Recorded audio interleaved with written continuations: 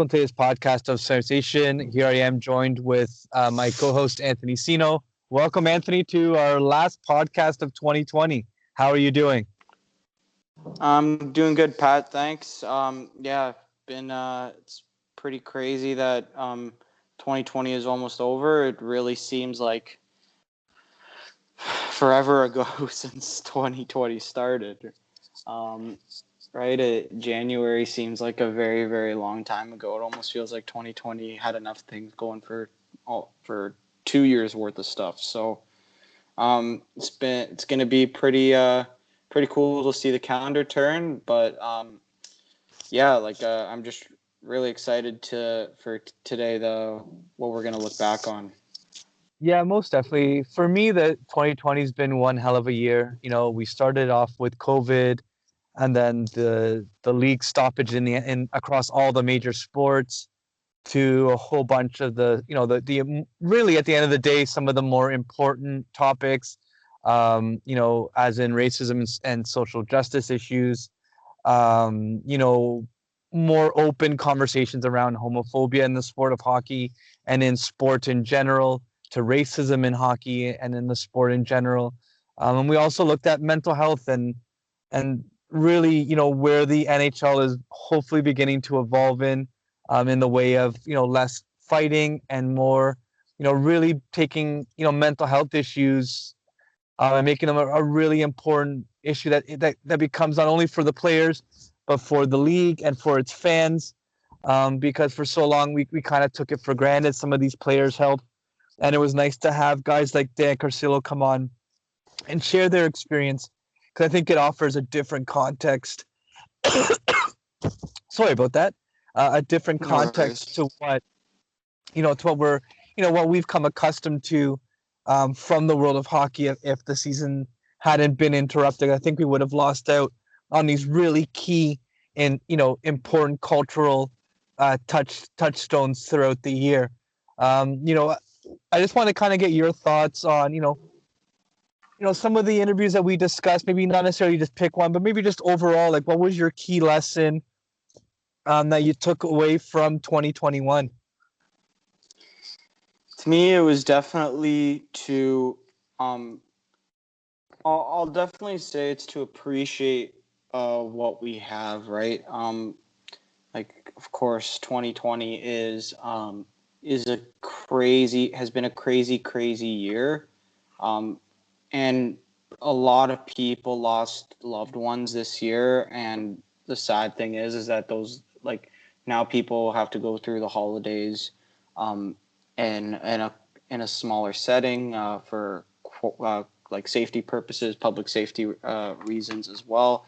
But then also there are some families that have to deal sadly with an empty chair at the table, and to me that really is heartbreaking, because it's just something that is so out of this world. No one could have predicted a global pandemic to this magnitude, and it just makes you really appreciate what you have. And I forget which commercial you see, but it ties in really nicely into my thoughts on 2020, which is we hugged a lot of less people, but we hugged our close family tighter.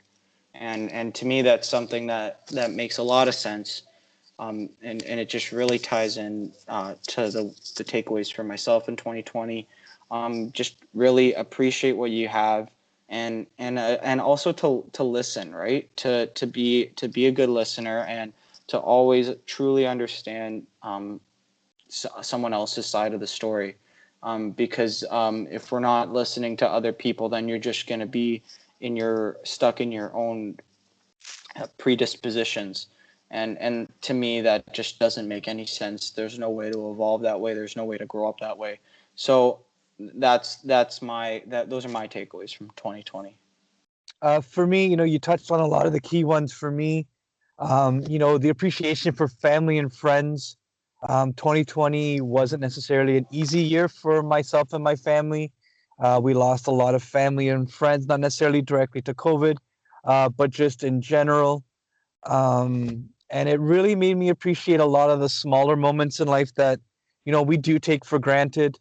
And two, the other really important lesson that I learned is, and you touched on it, funny enough as well, is the act of listening. So many times, in conversations, we always want to be the first to be heard, or we just want to be heard.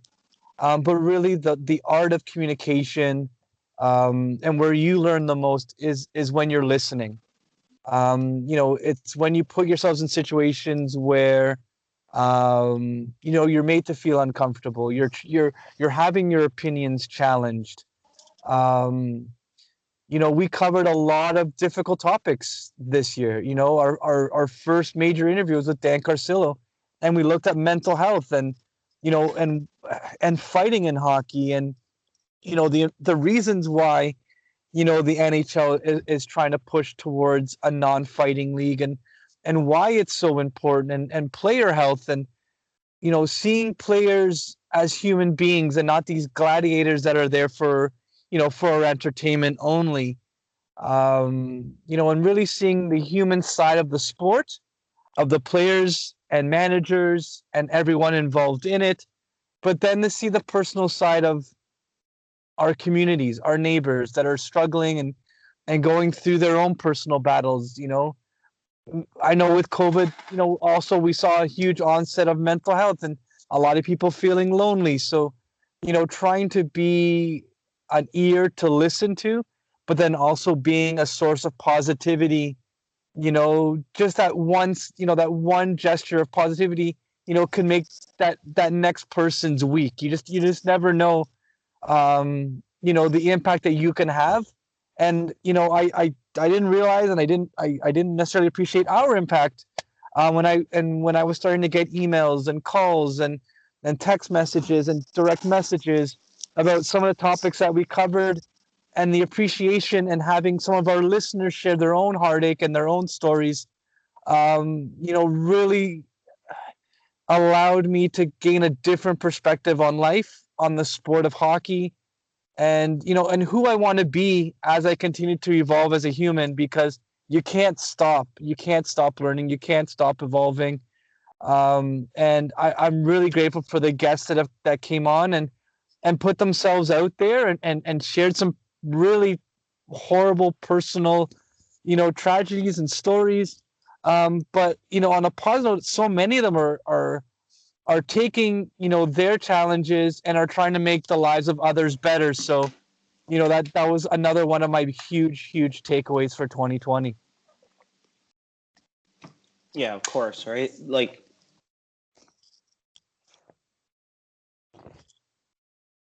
from that we do, sorry, and having that platform allows us to really just get exposed to these truly interesting people, and hear their stories, and hopefully passing that information along to our listeners, right? And they can, um, truly understand, what it's like to be in someone else's shoes, and then hopefully it evolves the hockey community.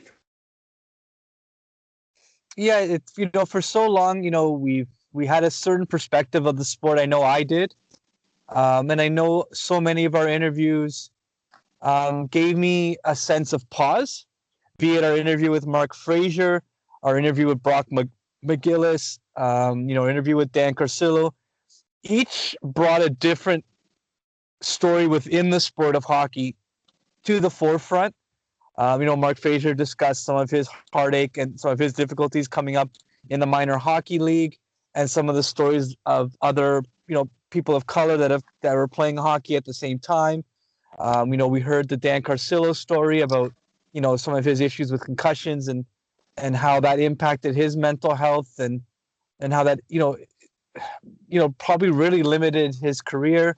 And then we look at, what Brock McGillis went through, and some of the work that Brian Burke, ex-Toronto Maple Leafs general manager, is doing, in making hockey a more inclusive sport through some of his work. It really gave me a sense of pause, and I'm grateful to all the guests that came on, like I had said earlier. But it really did give me an opportunity to learn, and that's something that I'm really grateful for 2020 is the ability to have learned, to have listened.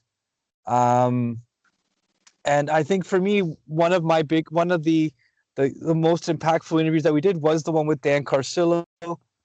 Him sharing, so like essentially sharing, what it was like, having to go out there and fight, and then starting to see the physiological changes and the emotional changes, and now into his work with, how he's treating his mental health and how he's doing so much better. Like I just, I'm still learning. That there's still so many new stories left to tell, and I'm really proud of what we did, through this past year to really bring some of these social issues to the forefront, when there wasn't sport kind of acting as a distraction. Yeah, like to me, there's so many interviews to choose from in terms of like what I thought was most powerful. You mentioned Dan Carcillo. Um, Dan probably for me is someone where my opinion truly did change, from before the interview, to after hearing his thoughts and his story, is like you see Dan, I'll just lay it out perfectly like right now. You see Dan on TV and you see how crazy he gets when he's fighting. You see him taunting. You see him doing all these things, and as a fan, you see that side, and then to hear after what's going on behind the scenes, the, it really does make you step back and be like, this at the end of the day, professional hockey is just a game, right? And it's for our entertainment, right? When you go watch a movie and Leonardo DiCaprio is playing a certain character, let's say, or whoever it might be, they go home and they live their own life after they get off set, right? So and after they get off camera. So to me, that analogy stands true here because these players really do go through tough times.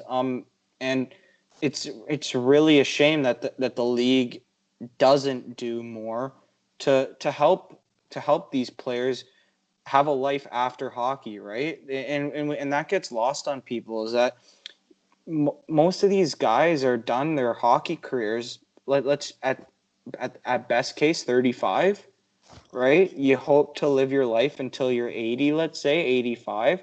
That's another 45 to 50 years.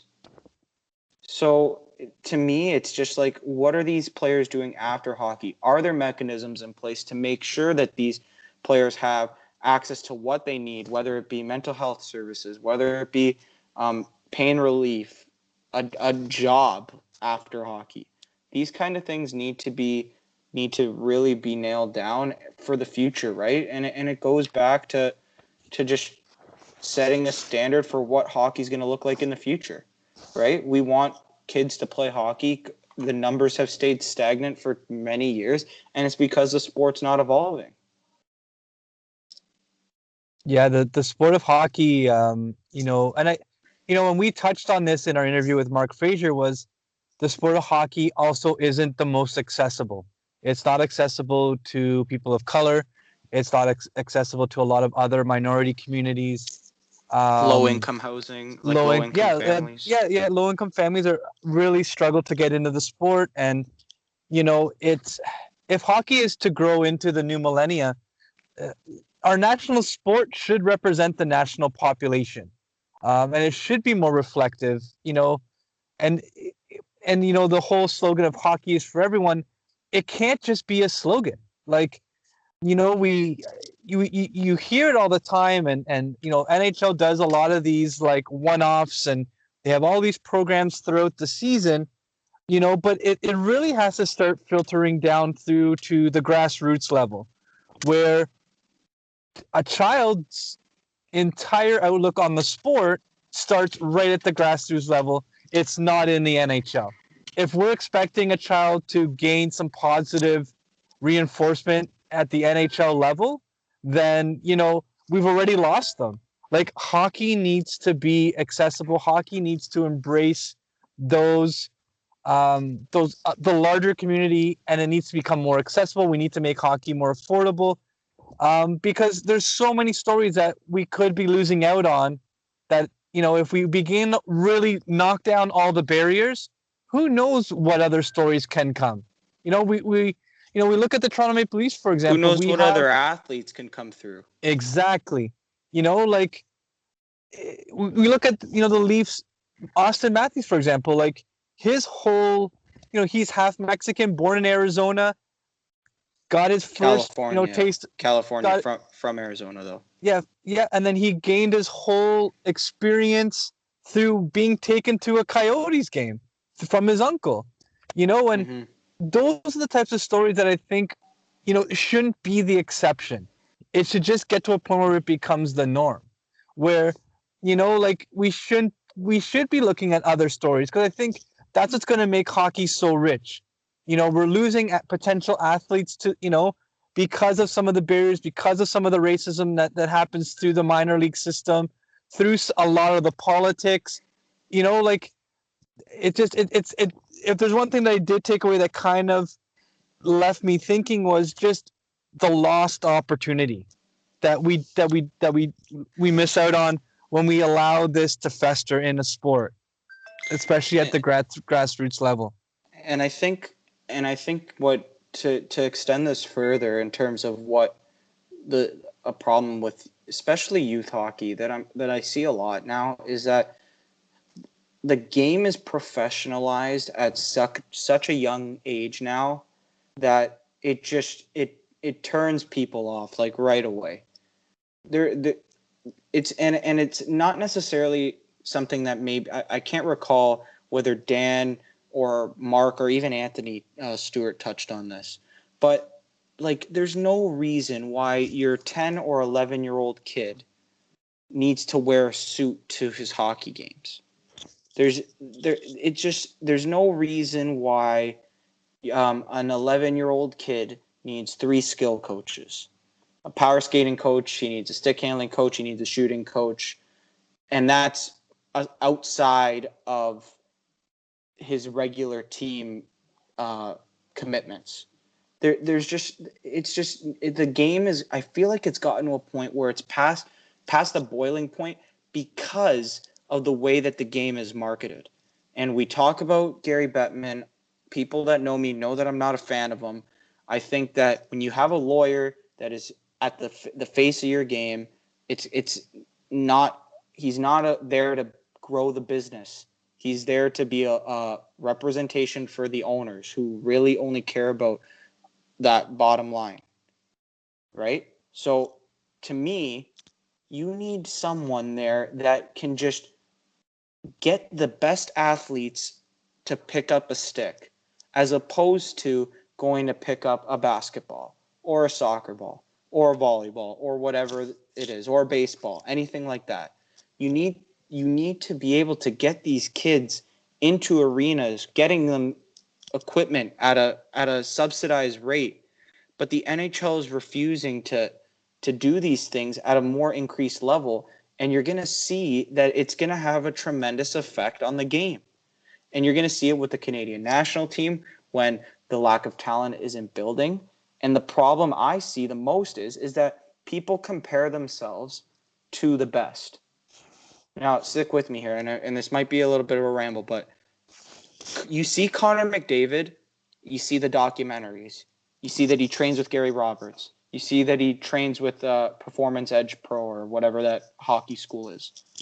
You see him, he's on the medicine ball, stick handling. He's doing this. He's got the oxygen mask on. He's doing the VO2 max tests. He's doing all these things, and now that is set in other parents' heads where, okay, that's the standard now. The standard is just flipped because Connor McDavid. Well, I think what people need to understand is that not everyone's going to be Connor McDavid. And because that standard's there, you lose the next tier of athletes that can maybe not be the next Connor McDavid, but they can be a very valuable NHL player because that person decided to pick up a basketball or a soccer ball or a baseball because it's cheaper, right? So as of right now, the game of hockey is cutting off its talent pool. And if that's not true, and if you can realize that after listening to stories from Dan or Mark or Anthony, then like I don't know how you're not seeing the problem in the game. I think too, and I heard them discuss this yesterday. I forget which of I want to say it may have been Sportsnet, and they said that from a grassroots level, another thing that's limiting the growth of hockey is just how rigid, and you kind of touched on it, was the expectations. Like there's so TSN, many I think it was parents, TSN, but yeah. like there's so many like expectations. Like, some parents can't make weekly practices, or they can't make, daily, like there's so much happening for a young athlete that it almost takes away from the enjoyment of the sport. And I'm left to wonder if the sport of hockey became fun again, how many more players would get into the sport? What if the NHL started to help subsidize, the cost of ice time, and made it affordable for more leagues and more teams to get involved? More leagues and more teams mean more children involved in the sport. More children involved in the sport, you begin to get this upswell of talent that you never saw before. And it sounds simple, and everyone's been harping on it. But like the NBA does a good job in their minor league systems and how they support, the growth of the sport. And I would just like to see the NHL do the same. Take some of that money that they fight over every contract and put it into the minor league system. Go back to some of the vendors that make hockey sticks and say, hey, why are children 5, 6, 7 years old having to go to their parents and ask for a $500, $600, $700 hockey stick? That they might only use one season. Like, why is the cost of equipment for children so expensive? Like some of these kids are growing year after year after year, so the parents are spending thousands of dollars year after year after year. Some people cannot afford that. And I just find that just the financial barrier, takes out a whole chunk of kids right out of the system, because And that's it's not not even feasible. and that's not even to like you talk about the financial barrier, how it cuts off a large portion of the general population, the talent pool, let's call it. And then if there are people that are allowed to persevere in given all these barriers just to play the sport, now once they're in, are is the general community of hockey treating them as one of their own? And again, sad enough reality is that that's not always the case, right? You hear stories about how these minority hockey players get treated, what they get called on the ice. And the sad part is, Pat, is that it's not always from opposing players. It's from parents, grown ass people, grown ass adults are saying this stuff because they're caught up in what I like to call it's a vicious cycle. They're caught up in this toxic environment where they think that their 11-year-old kid's hockey game is the game 7 of the Stanley Cup Finals, and because a kid that doesn't look like their son beat them or is a better player than them, and then they just get caught up in the emotion and they lash out. Like, it's just terrible. The Yeah. videos online, like, I'm sure you can look it up. I'm sure there's a compilation of videos of parents freaking out at minor hockey games. Yeah. It's truly astounding. And look, and I don't want people to take this the wrong way. There are crazy parents in every sport, but because hockey is already at a disadvantage, in my opinion, in terms of the general accessibility to the public, right? With basketball, it doesn't take much to pick up a basketball, go to your local park, and start playing. Soccer, the same thing. Baseball, the same thing. Hockey is a much more niche sport where the avenue in terms of of getting access to ice, right, and all those things, which to me emphasizes our point even more, is that if the NHL really wants to keep this thing going, keep this train chugging along, how are you not seeing the bottleneck that could potentially affect your game in the next 30 to 50 years and opening that up now, right?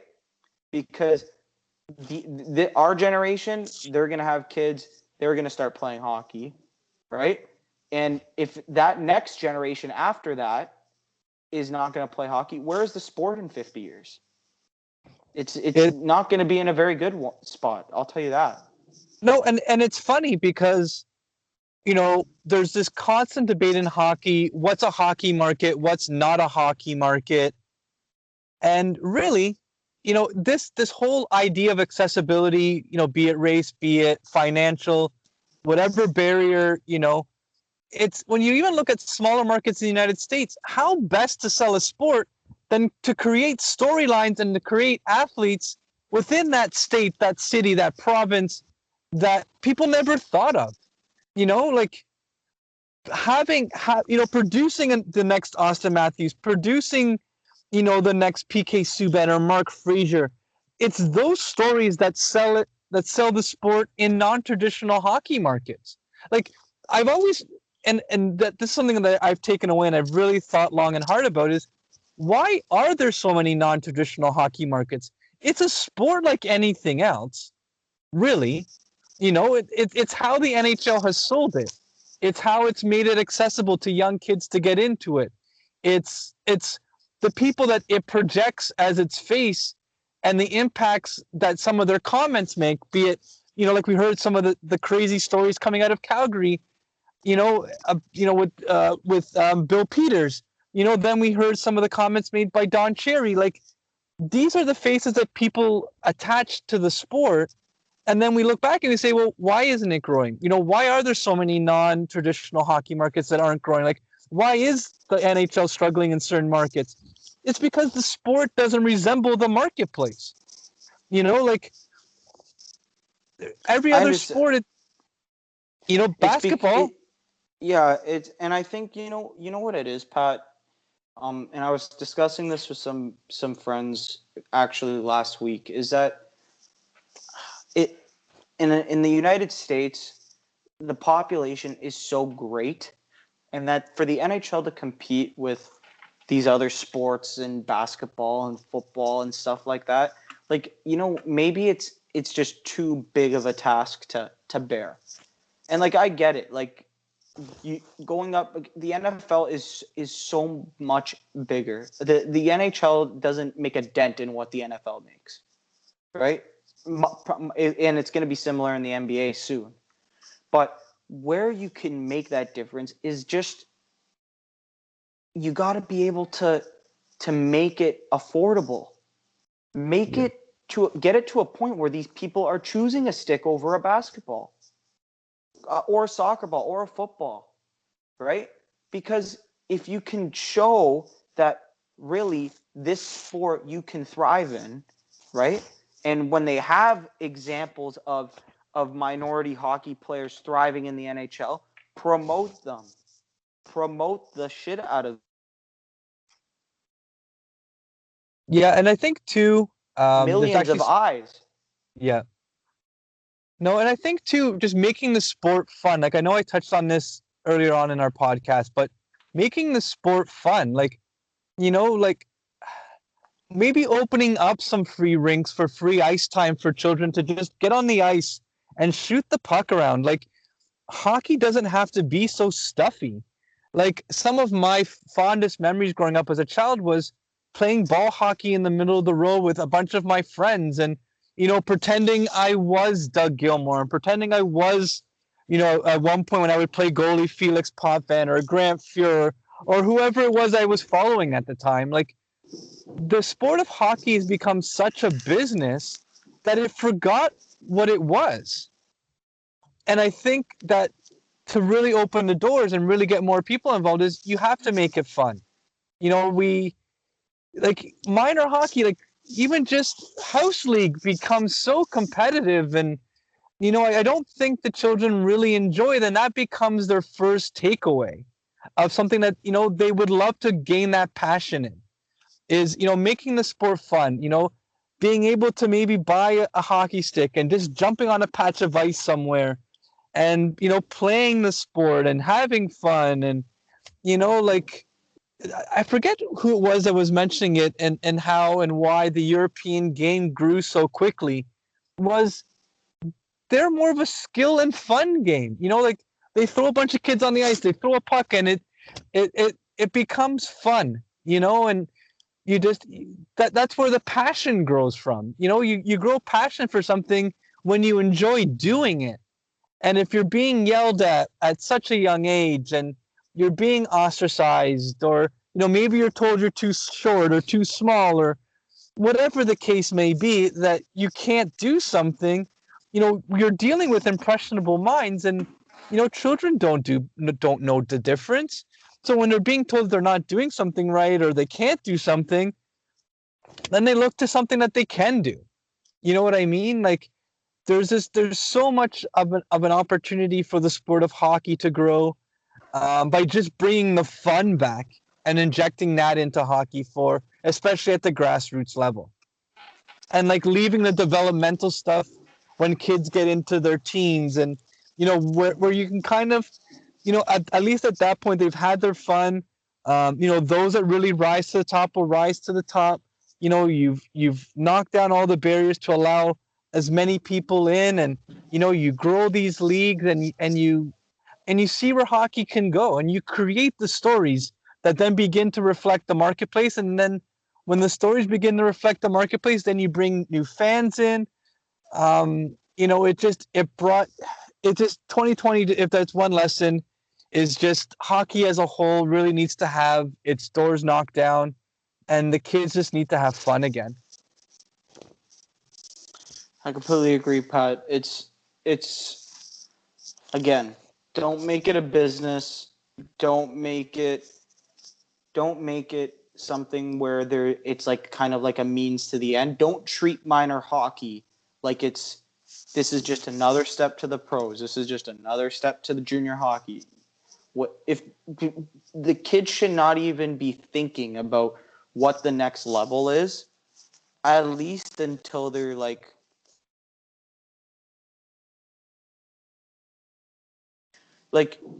just I would say just make sure that you're having fun. Yeah. Right? Because the moment that you start treating it like a means to an end, that's where you're setting yourself up for either disappointment, or you're losing other opportunities, for your kid or another kid, and it just creates a toxic environment that really needs to be that really needs to be fixed. No, most definitely. And you know what? What's a Maple Leafs podcast without a quick look back before we end the year in review? Let's just, kind of touch on, how the 2019-2020 season went for the Maple Leafs. It seemed to have been chopped up. The first quarter brought its own little storylines, with the firing of Mike Babcock, and the Sheldon Keefe era starting, to then COVID shutting down the NHL, and then the play-in round where the Leafs, unfortunately lost to the Columbus Blue Jackets. But Anthony, what were your thoughts on this past season? And and maybe just kind of give your thoughts on, what your thoughts were on the off-season work by the Leafs as well, very quickly. So to me, I think the 2019-2020 season was a terrible failure for this team. But on the other hand, in failure, you can take lessons from it, and if you're taking lessons from it, and changing your train of thought, then that is, I guess, for the best. But yeah, like there really nothing much else to say than I think Kyle Dubas misjudged um, experience as a very important asset to a hockey team, and it showed that the weakness, the mental stability of the team, they were just so fragile between the ears that it just affected him. It allowed them to get too high when they were winning, and it allowed them to get extremely low, and allowed the lows to continue for stretches and stretches of games, right? And that was echoed, right, when not to. I'll just bring up one quick story. When Zach Bogosian was saying, after he signed with the Leafs this offseason, he said, "Yeah, I was actually supposed to sign with them before the trade deadline, but then they shut down the meeting after the David Ayres game." Now I know it's one night in like March, and like how it's going to get brought up by the end of time by other fan bases, but to me as a Leaf fan, I was so disappointed, not because they lost, but it just looked like they were just okay with being embarrassed, I guess, right? If they got more shots on net and the goalie just stood on his head and it was just an act of God that this E-Bug goalie comes in and saves the day, then okay. But they gave up. So to me, that showed the mental fragility of the group. But now to turn it around to the offseason, I think that they made moves that counteracted that. They bring in guys with strong voices in a dressing room, a lot of experience, not just toughness on the ice, but mental toughness that can go in and give Mitch Marner a shake and say, hey, like, yeah, we just gave up 3 goals that second period. Forget about it now.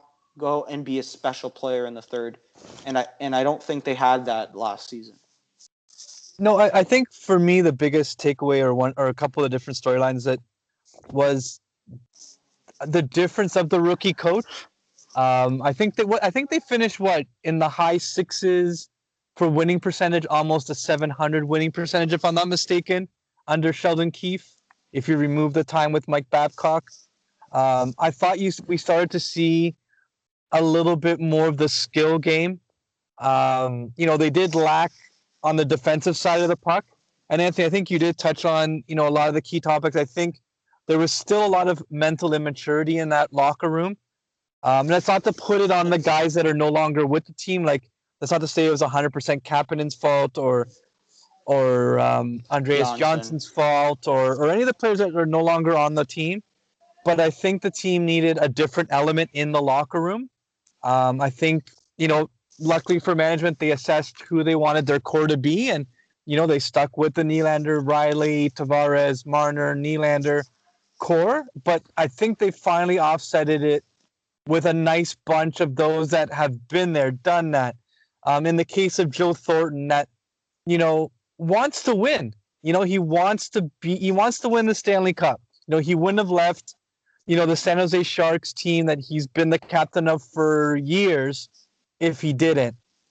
And I think that attitude and those voices like the Wayne Simmons, like the Bogosians, the Thorntons, even Jimmy, on the lighter side of things, like Jimmy Vesey and some of the other guys that they acquired via trade, like these different voices are now all hungry because they all want to be. They're all coming in with a chip on their shoulder. Like Absolutely. Joe Thornton is the guy that no one thinks you could win a cup with. Well, he wears that chip on his shoulder. A lot of people wrote off Wayne Simmons because he had a rough year last year. He's coming in with a chip on his shoulder. If there's one thing that, not having hockey for almost a year allowed him to do was heal from all his injuries. He's probably bigger, stronger, faster than he's ever felt. And he's coming in with a chip on his shoulder. But the one thing that I do want to see is the incumbents coming into this season with a chip on their shoulder, where they don't feel comfortable. And I really don't think that they should be in a position to feel comfortable, because if the season goes off the rocker, like it did last year where they couldn't win a round, I don't see the core sticking around. And I've been unapologetic for the core. I've always felt, you need to be patient. But, let's see how this season plays out. It's going to be another irregular COVID season. That I would hate to think that bakes in some excuses. I hope not. And I hope that the Leafs really take advantage of the opportunity that they're given by being in an all-Canadian division where, on paper, their roster looks like it's probably either the number one or at the very least number 2 strongest in that division. Yeah, outside of Calgary, I'm so fired up for a Canadian division. right? So, here's That's like every game is just yeah, must every watch. game's a The playoff game. rivalry's there. You know what I mean? Like it's like Yeah, shortened season. Like you can't turn it off for 3 games anymore. It's like no, every it's game's a playoff game. yeah, it's Every game you're going to adrenaline, be pushed. Yeah, every game you're electric going to for be sure. pushed to do really well. So, I'm looking forward to that, and I like the additions that Kyle Dubas made in this off season. And I look forward to what 2020 brings. I'm really positive with where the Leafs are going. I'm really positive, with the lessons that we learned and the relationships that we established that, we can continue to grow ourselves. And, my final thoughts, and Anthony, I'll toss it to you right after I give my final thoughts. But I'd like to thank all the listeners, all our guests that have made 2020 such a special year for us. Thank you for taking in our content. And, we look forward to further conversations, through our social media. So definitely give us a follow on Twitter, and subscribe to our podcast and catch, our weekly podcast as we come out of the holiday season. Yeah, I'll just echo what you said, Pat. Like obviously, like even you're like I don't want to speak for all three of us, but like I don't think any of us could expect the growth that we had, not just from a volume perspective, but just true like quality of content perspective. Like we really did work our asses off and pumping out great content for our listeners, and ultimately we wouldn't be here without them, and more importantly like our guests that are just willing to donate their time to tell their stories, to answer our questions. And I just think it's just so important that they it's just so important to for us that they were able to tell their stories. And obviously thank you to the listeners again, like just for always being there for us. It was a huge year. We look forward to giving you a lot more content in 2021. Thank you so much, Anthony. I guess to all our listeners and to yourself, have a happy and safe holiday season. And, look out for a brand new podcast in early 2021. Thanks again, everyone.